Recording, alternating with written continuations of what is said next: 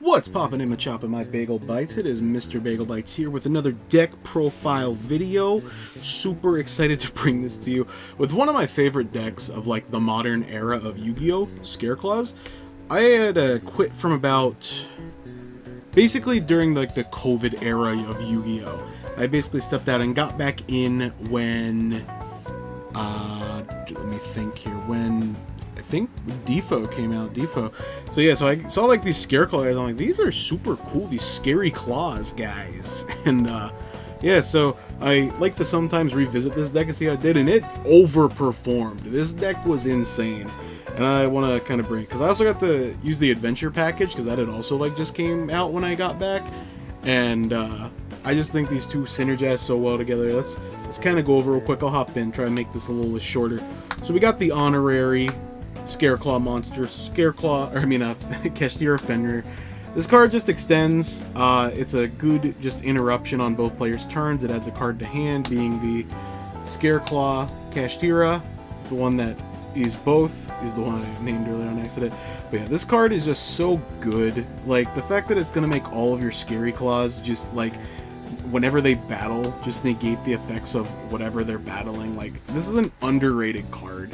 Like, going first and second, low-key, because like everything gets put to defense, so if they somehow can battle, you're just like feeling real good about that battle phase. And obviously Fenrir is just an insane card.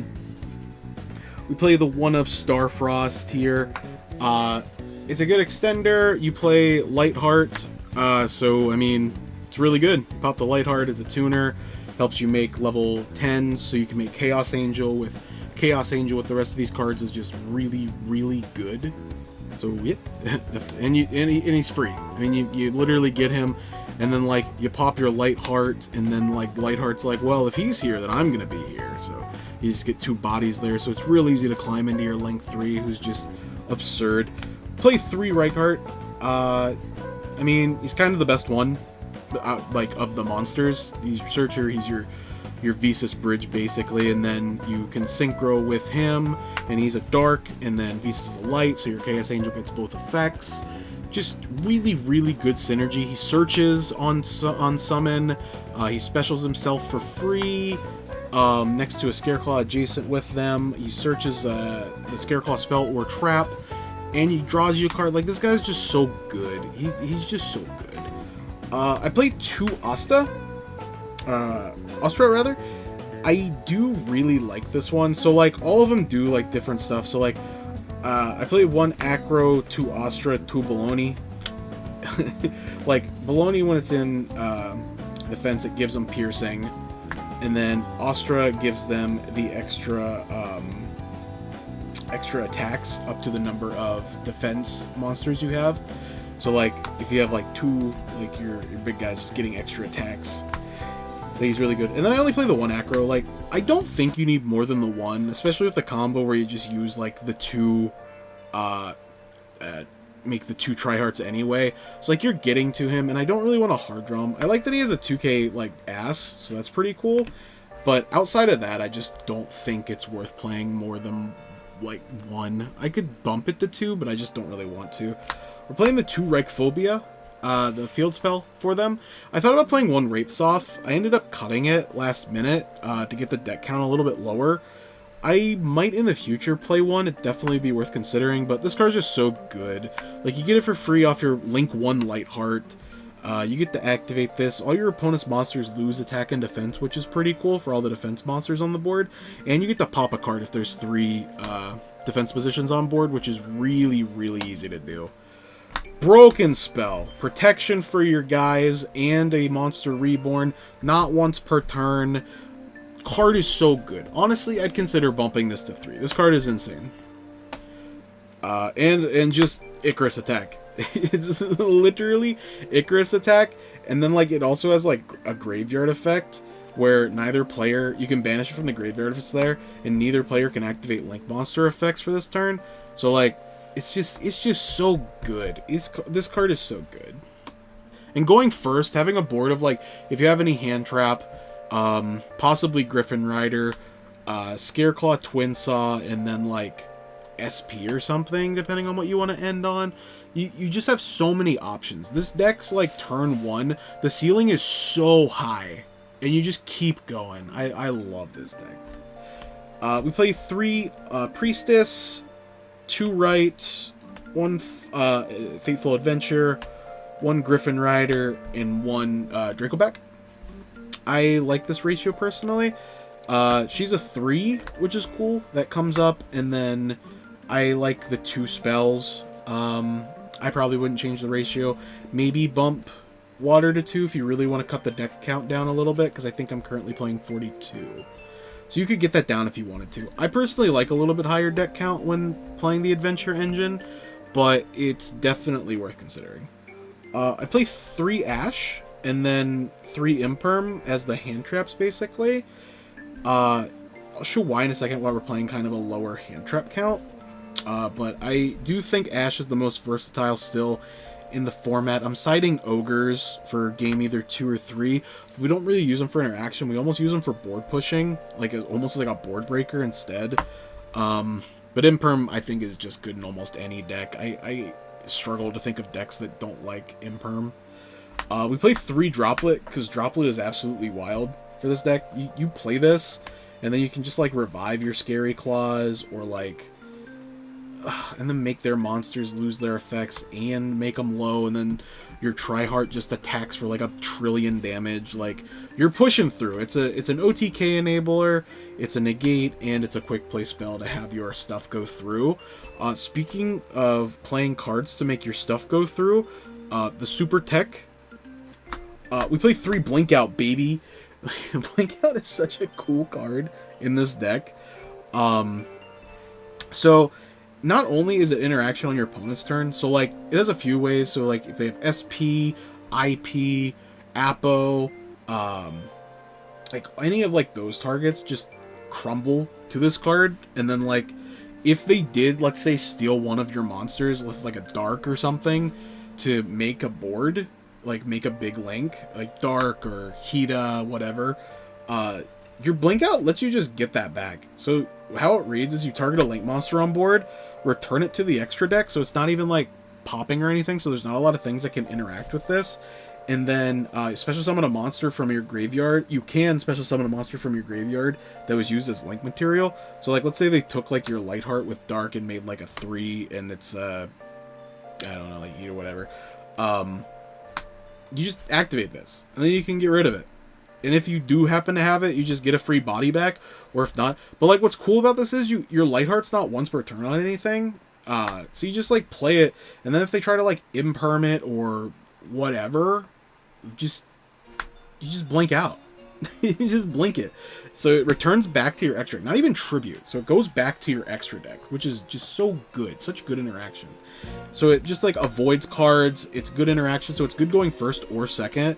So then your Lightheart gets you your field spell, and then you get your monster back. So you have another Scareclaw on board, and then you're grabbing one from your deck. So then you can special summon, and you can just keep playing. You can play the right Lightheart again, and like keep playing. This card is insane. This card was made for this deck. I swear to God it was. Like, thank you, Ra, for just looking out. And then the last few cards. So we play the one Called By.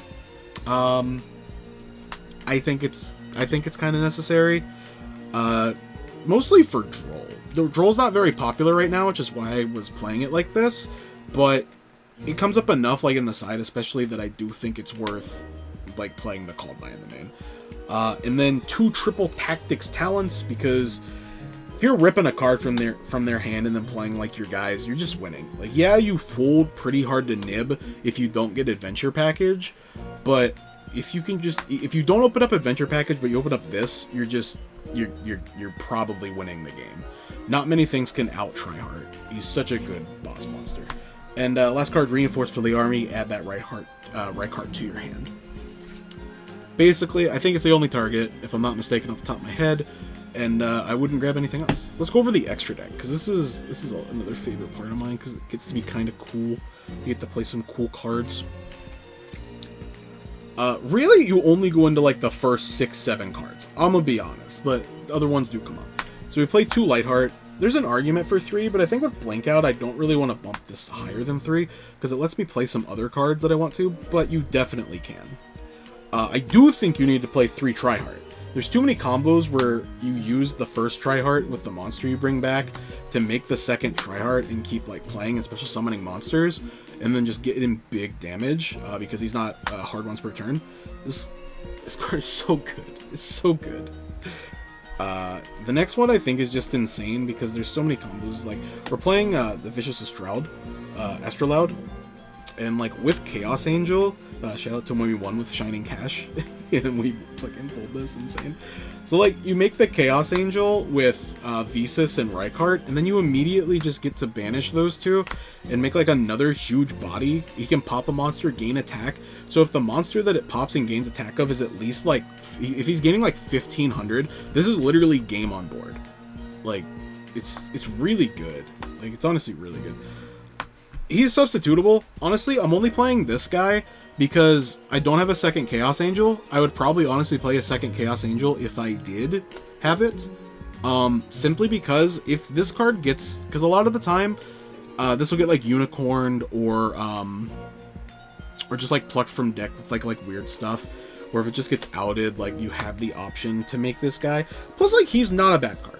Like, Jingying is not a bad card. But this is mostly if this card gets hit. I would personally, if I had it, probably play a second Chaos Angel, though. One Cross Sheep, really good card, especially since you're kind of flooding in and out with, like, Synchros and like, the Fusion guy here, so you can bring back your other level 3, like, guys to buff up your guy and, like, keep extending. Just really good card.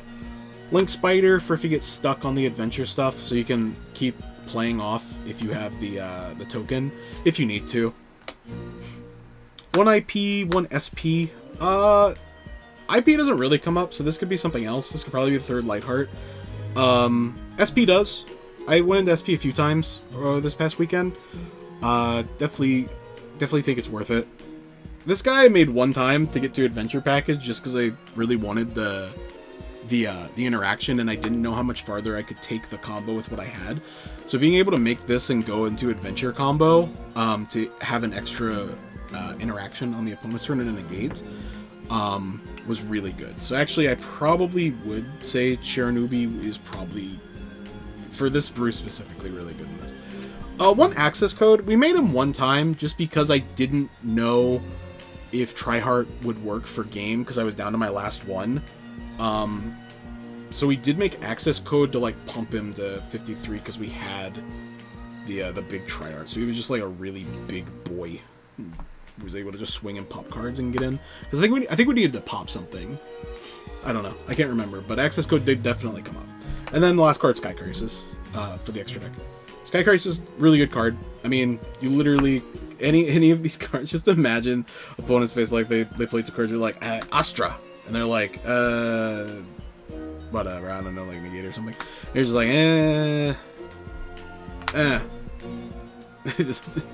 because like that happens. It's just so funny. Sky Crisis is such a cool, well-designed card. Now for the side deck.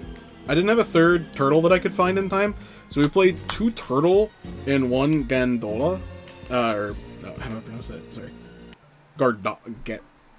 Gadarla. We played Moth.